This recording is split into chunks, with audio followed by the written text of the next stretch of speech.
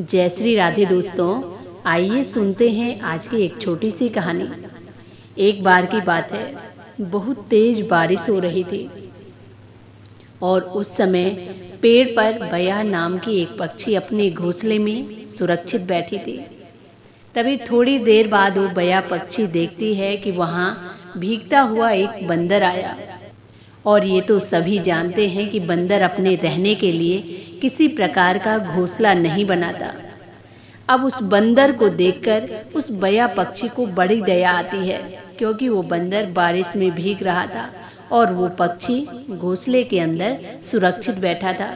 और ये देखकर अब वो पक्षी बंदर से कहने लगी कि हे बंदर, अगर तुमने मेरी ही तरह पहले से कोई घोंसला बनाया होता तो आज तुम बारिश में इस प्रकार नहीं भीगते।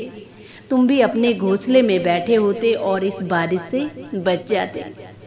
बारिश में भीगने के कारण बंदर पहले से ही दुखी था और ऊपर से बया उसको सीख भरी बातें सुना रही थी। और ये सुनकर उस बंदर को और भी ज्यादा गुस्सा आने लगा और गुस्से में आकर अब वो बंदर उस बया पक्षी का घोंसला तोड़ देता है। इतनी मेहनत से उसने अपने लिए वो घोंसला बनाया था और बंदर ने पल भर में उस घोंसले को तोड़ दिया। और अब ये देखकर उस बया पक्षी को बड़ा दुख हुआ। वो भी बंदर की ही तरह अब उस बारिश में भीगने लगी। शिक्षा केवल उसी व्यक्ति को देनी चाहिए जो उसे ग्रहण करने योग्य हो, जो उस शिक्षा का मर्म समझकर उसके अनुरूप आचरण करे। जो व्यक्ति आपकी दी हुई शिक्षा को सुनकर चिड़चिड़ा हो, आपसे रुष्ट होने लगे, क्रोधित होने लगे, तो ऐसे व्यक्तियों को शिक्षा देने का कोई भी लाभ नहीं है।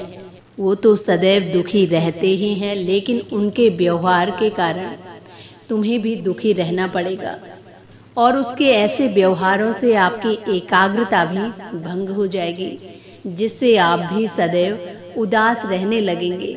तो इसीलिए कहते हैं कि कभी भी मूर्खों को शिक्षा देने का कोई फायदा नहीं है। जिस प्रकार वो बया पक्षी उस बंदर को दुखी देखकर उसको शिक्षा देने लगी, लेकिन लौटकर उसको क्या मिला? जो उसने इतनी मेहनत से अपने लिए घोंसला बनाया था, बंदर ने पल भर में उसे तोड़ दिया। तो दोस्तों, ये थी आज की कहानी। वीडियो पसंद आए तो प्लीज चैनल को लाइक, शेयर एंड सब्सक्राइब जरूर करें। इसी के साथ जय श्री राधे, जय श्री कृष्णा।